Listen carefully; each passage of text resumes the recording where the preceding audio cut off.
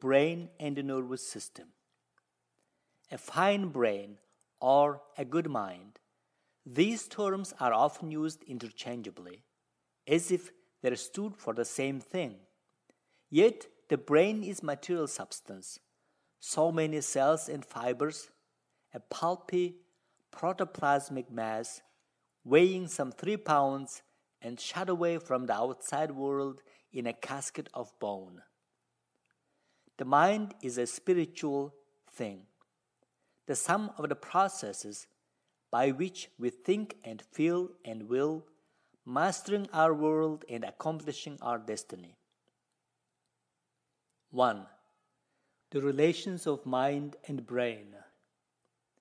Interaction of mind and brain. How, then, come these two widely different facts, mind and brain, to be so related in our speech? Why are the terms so commonly interchanged? It's because mind and brain are so vitally related in their processes and so inseparably connected in their work. No movement of our thought, no bit of sensation, no memory, no feeling, no act of decision, but is accompanied by its own particular activity in the cells of the brain. It is this that the psychologist has in mind when he says, no psychosis without its corresponding neurosis. So far as our present existence is concerned, then no mind ever works except through some brain, and the brain without a mind becomes but a mass of dead matter, so much clay. Mind and brain are perfectly adapted to each other. Nor is this mere accident, for through the ages of man's past history, each has grown up and developed into its present state of efficiency by working in conjunction with the other. Each has helped form the other and determine its qualities. Not only is this true for the race in its evolution, but for every individual as he passes from infancy to maturity. The brain as the mind's machine. In the first chapter, we saw that the brain does not create the mind, but that the mind works through the brain. No one can believe that the brain secretes mind as the liver secretes bile, or that it grinds it out as a mill does flour. Indeed, just what their exact relation is has not yet been settled. Yet it is easy to see that if the mind must use the brain as a machine and work through it, then the mind must be subject to the limitations of its machine, or, in other words, the mind cannot be better than the brain through which it operates. A brain and nervous system that are poorly developed or insufficiently nourished mean low grade of efficiency in our mental processes, just as a poorly constructed or wrongly adjusted motor means loss of power in applying the electric current to its work. We will, then, look upon the mind and the brain as counterparts of each other, each performing activities which correspond to activities in the other, both inextricably bound together, at least so far as this life is concerned, and each getting its significance by its union with the other. This view will lend interest to a brief study of the brain and nervous system. 2. The mind's dependence on the external world. But can we see how in general way the brain and the nervous system are primarily related to our thinking? Let's go back to the beginning and consider the babe when it first opens its eyes on the scenes of its new existence. What is in its mind? What does it think about? Nothing. Imagine, if you can, a person born blind and deaf and without the sense of touch, taste, or smell. Let such a person live on for a year, for 5 years, for a lifetime. What would he know? What ray of intelligence would enter his mind? What would he think about?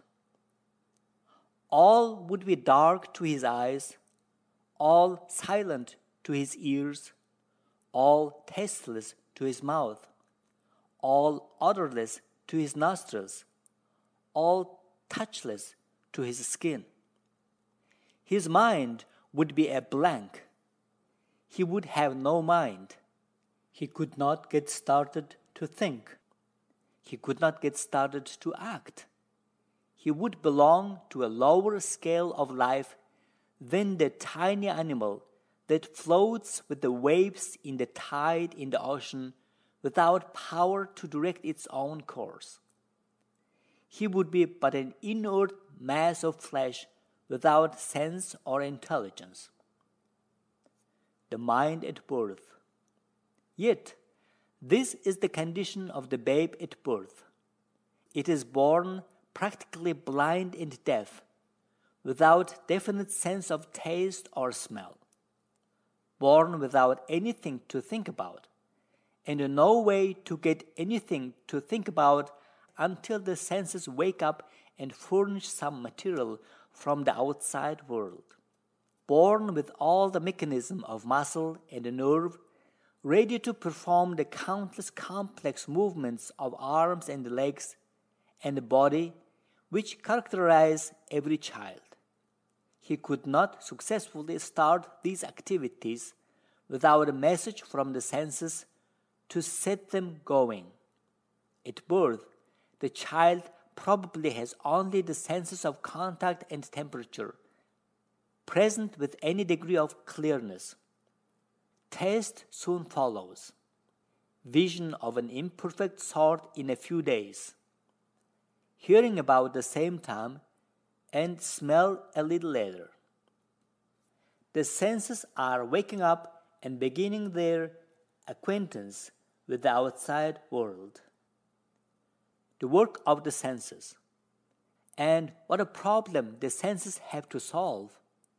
On the one hand, the great universe of sights and sounds, of tastes and smells, of contacts and temperatures, and whatever else may belong to the material world in which we live. And on the other hand, the little shapeless mass of gray and white pulpy matter called the brain, incapable of sustaining its own shape, shut away in the darkness of a bone case with no possibility of contact with the outside world and possessing no means of communicating with it except through the senses. And yet, this universe of external things must be brought into communication with a seemingly insignificant but really wonderful brain, else the mind could never be. Here we discover, then, the two great factors which first require our study if we would understand the growth of the mind, the material world without and the brain within.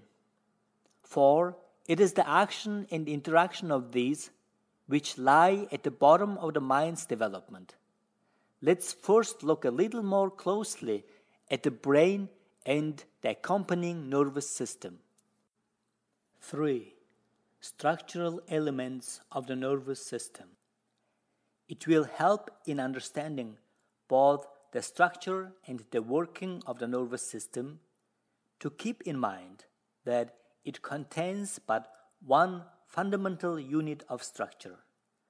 This is the neuron. Just as the house is built up by adding brick upon brick, so brain, cord, nerves and organs of sense are formed by the union of numberless neurons. The neuron. What then is a neuron? What is its structure, its function? How does it act? A neuron is a protoplasmic cell with its outgrowing fibers. The cell part of the neuron is of a variety of shapes: triangular, pyramidal, cylindrical, and regular. The cells vary in size from 1/250th to 1/3500th of an inch in diameter. In general, the function of the cell is thought to be to generate the nervous energy responsible for our consciousness, sensation, memory, reasoning, feeling, and all the rest, and for our movements. The cell also provides for the nutrition of the fibers. Neuron fibers. The neuron fibers are of two kinds, dendrites and axons. The dendrites are comparatively large in diameter, branch freely, like the branches of a tree, and extend but a relatively short distance from the parent cell. Axons are slender and branch but little, and then approximately at right angles. They reach a much greater distance from the cell body than the dendrites. Neurons vary greatly in length. Some of those found in the spinal cord and brain are not more than 1/12 of an inch long, while others, which reach from the extremities to the cord, measure several feet. Both dendrites and axons are of diameter so small as to be invisible except under the microscope. Neuroglia. Out of this simple structural element, the neuron, the entire nervous system is built. True, the neurons are held in place and perhaps insulated by a kind of soft cement called neuroglia, but this seems to possess no strictly nervous function. The number of the microscopic neurons required to make up the mass of the brain, cord, and peripheral nervous system is far beyond our mental grasp. It's computed that the brain and cord contain some 3,000 millions of them. Complexity of the brain. Something of the complexity of the brain structure can best be understood by an illustration. Professor Stratton estimates that if we were to make a model of the human brain using for the neuron fibers wires so small as to be barely visible to the eye, in order to find room for all the wires, the model would need to be size of a city block on the base and correspondingly high. Imagine a telephone system of this complexity operating from one switchboard. Gray and white matter. The gray matter of the brain and cord is made up of nerve cells and their dendrites, and the terminations of axons, which enter from the adjoining white matter. A part of the mass of gray matter also consists of the neuroglia, which surrounds the nerve cells and fibers, and a network of blood vessels. The white matter of the central system consists chiefly of axons with their enveloping or medullary sheath and neuroglia. The white matter contains no nerve cells or dendrites. The difference in color of the gray and the white matter is caused chiefly by the fact that in the gray masses, the medullary sheath, which is white, is lacking, thus revealing the ashen gray of the nerve threads. In the white masses, the medullary sheath is present. 4. Gross structure of the nervous system. Divisions of the nervous system. The nervous system may be considered in two divisions. 1. The central system, which consists of the brain and spinal cord. And 2. The peripheral system, which comprises the sensory and motor neurons, connecting the periphery and the internal organs with the central system, and the specialized end organs of the senses. The sympathetic system, which is bound as a double chain of nerve connections, joining the roots of sensory and motor nerves, just outside the spinal column, does not seem to be directly related to consciousness, and so will not be discussed here. A brief description of the nervous system will help us better to understand how its parts all work together in so wonderful a way to accomplish their great result. The central system. In the brain, we easily distinguish three major divisions: the cerebrum, the cerebellum, and the medulla oblongata. The medulla is but the enlarged upper part of the cord where it connects with the brain. It's about 1.25 inches long and is composed of both metallated and unmetallated fibers, that's of both white and gray matter.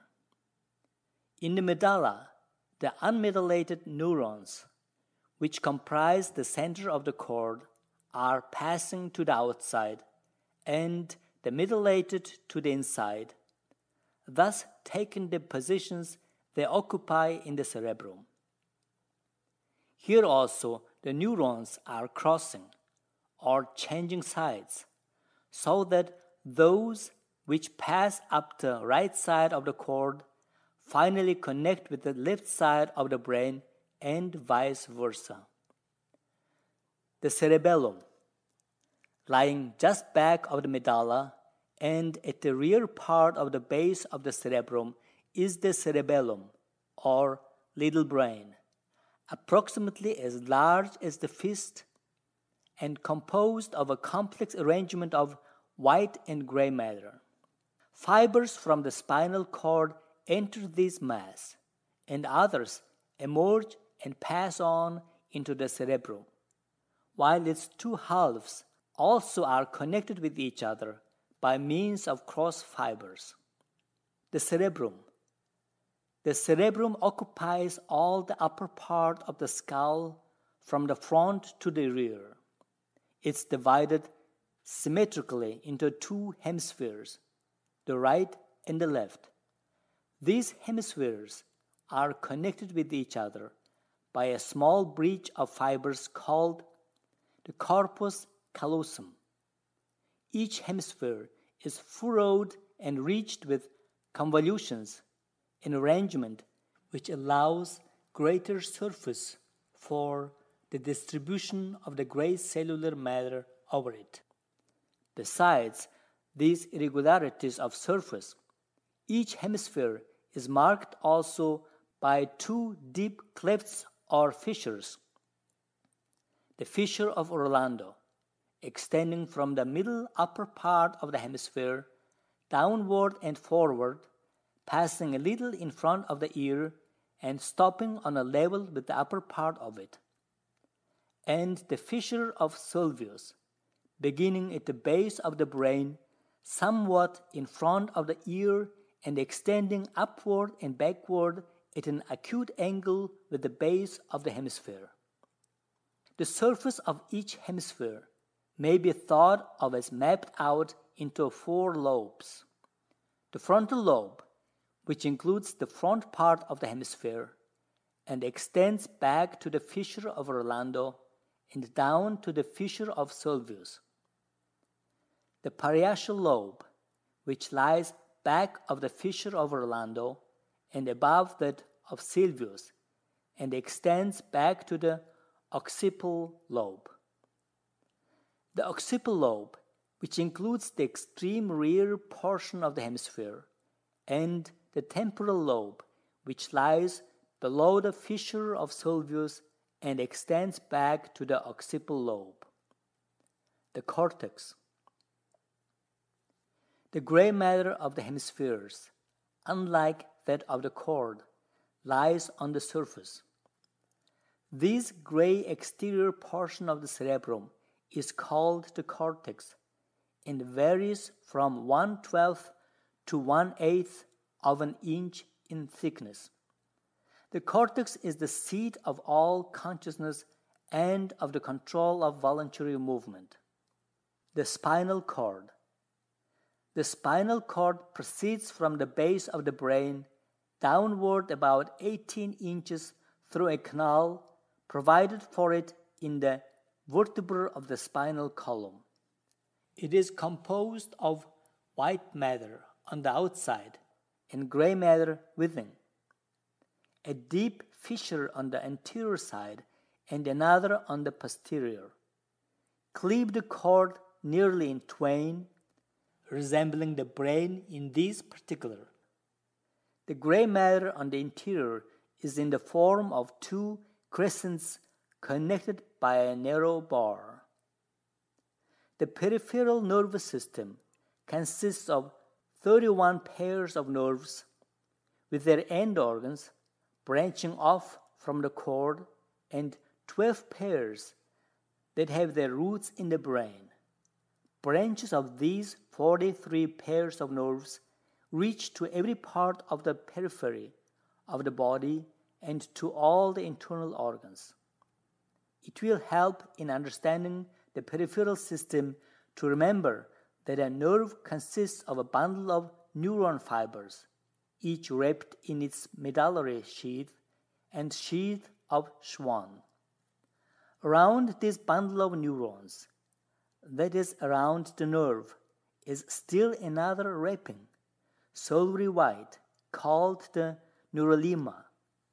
The number of fibers going to make up a nerve varies from about 5,000 to 100,000.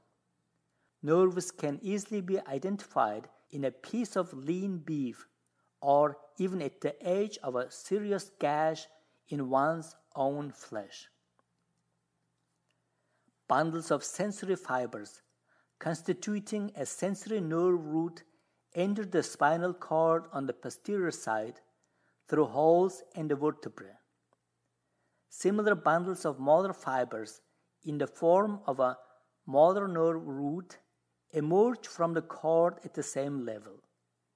Soon after the emergence from the cord, these two nerves are wrapped together in the same sheath and proceed in this way to the periphery of the body, where the sensory nerve usually ends in a specialized end organ fitted to respond to some certain stimulus from the outside world. The motor nerve ends in minute filaments in the muscular organ, which it governs. Both sensory and motor nerves connect with fibers of like kind in the cord, and these in turn with the cortex, thus giving every part of the periphery direct connection with the cortex. The end organs of the sensory nerves are nerve masses, some of them as the taste buds of the tongue, relatively simple, and others as the eye or ear, very complex.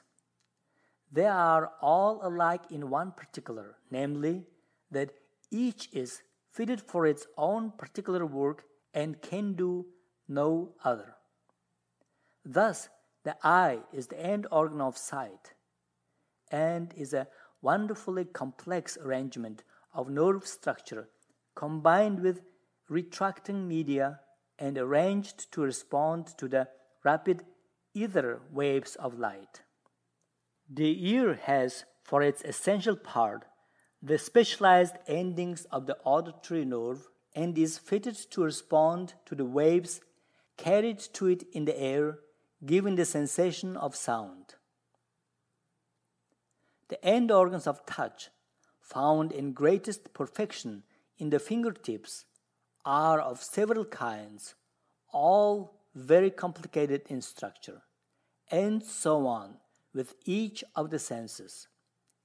Each particular sense has some form of end organ specially adapted to respond to the kind of stimulus upon which its sensation depends, and each is insensible to the stimuli of the others, much as the receiver of a telephone will respond to the tones of our voice, but not to the touch of our fingers, as will the telegraph instrument, and vice versa.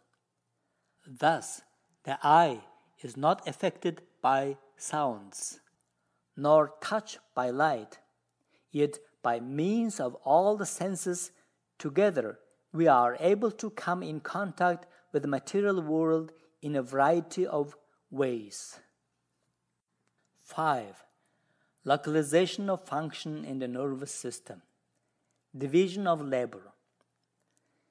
Division of labor is the law in the organic world as in the industrial. Animals of the lowest type, such as the amoeba, do not have separate organs for perspiration, digestion, assimilation, elimination, etc. The one tissue performing all of these functions. But in the higher forms, each organ not only has its own specific work, but even with the same organ, each part has its own particular function assigned. Thus, we have seen that the two parts of the neuron probably perform different functions. The cells generating energy and the fibers transmitting it.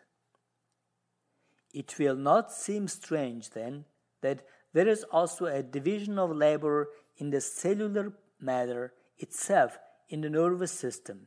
For example, the little masses of ganglia, which are distributed at intervals along the nerves, are probably for the purpose of reinforcing the nerve current, much as the battery cells in the local telegraph office reinforce the current from the central office.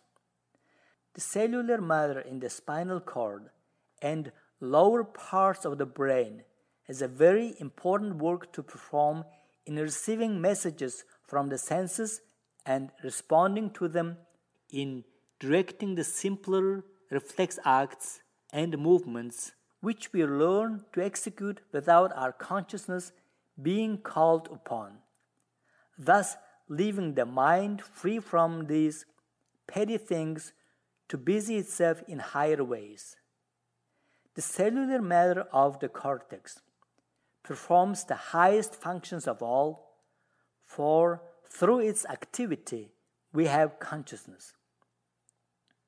The gray matter of the cerebellum, the medulla, and the cord may receive impressions from the senses and respond to them with movements, but their responses is in all cases wholly automatic and unconscious.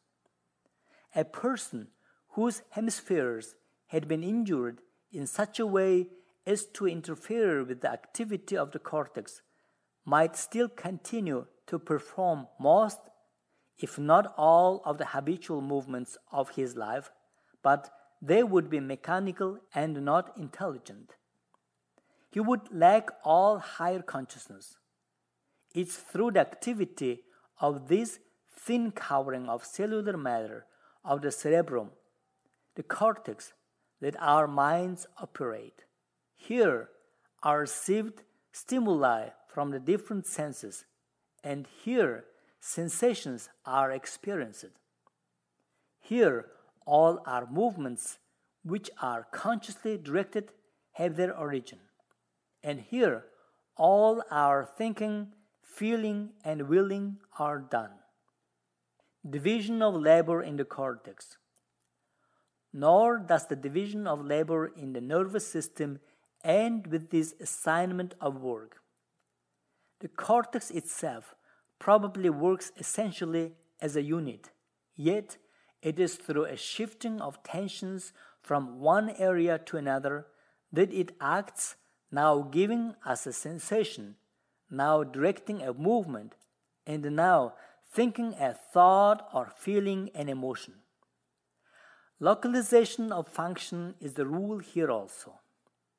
Certain areas of the cortex are devoted chiefly to sensations, others to motor impulses, and others to the higher thought activities, yet in such a way that all work together in perfect harmony, each reinforcing the other and making its work significant.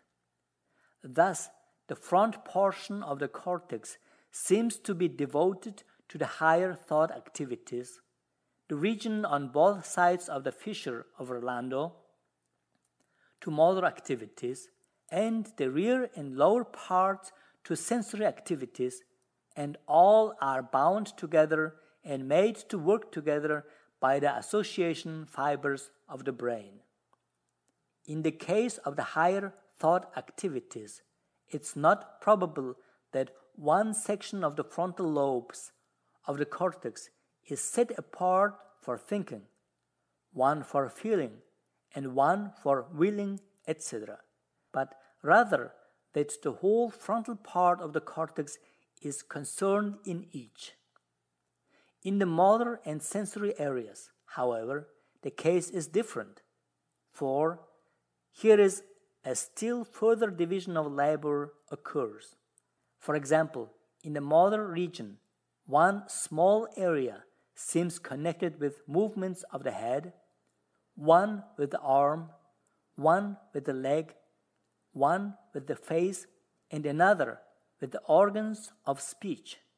Likewise, in the sensory region, one area is devoted to vision, one to hearing, one to taste and smell, and one to touch, etc. We must bear in mind, however, that these regions are not mapped out as accurately as are the boundaries of our states, that no part of the brain is restricted wholly to either sensory or motor nerves, and that no part works by itself independently of the rest of the brain. We name a tract from the predominance of nerves which end there, or from the chief functions which the area performs. The motor localization seems to be the most perfect. Indeed, experimentation of the brains of the monkeys has been successful in mapping out motor areas so accurately that such small centers as those connected with the bending of one particular leg or a flexing of a thumb have been located.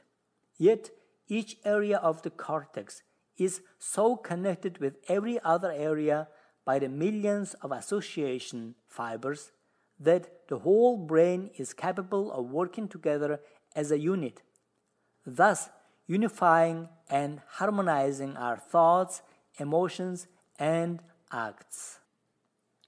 6. Forms of sensory stimuli. Let's next inquire how this mechanism of the nervous system is acted upon in such a way as to give us sensations.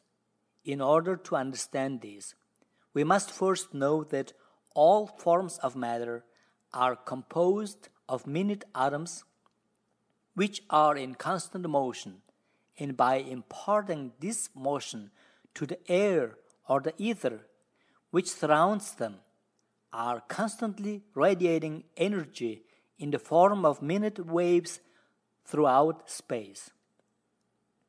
These waves or radiations are incredibly rapid in some instances and rather slow in others. In sending out its energy in the form of these waves, the physical world is doing its part to permit us to form its acquaintance. The end organs of the sensory nerves must meet this advance halfway and be so constructed as to be affected by the different forms of energy which are constantly beating upon them. The end organs in their response to stimuli. Thus, the radiations of ether from the sun, our chief source of light, are so rapid that billions of them enter the eye in a second of time, and the retina is of such a nature that its nerve cells are thrown into activity by these waves. The impulse is carried over the optic nerve to the occipital lobe of the cortex, and the sensation of sight is the result. The different colors also, from the red of the spectrum to the violet, are the result of different vibration rates in the waves of ether which strike the retina. And in order to perceive color, the retina must be able to respond to the particular vibration rate which represents each color.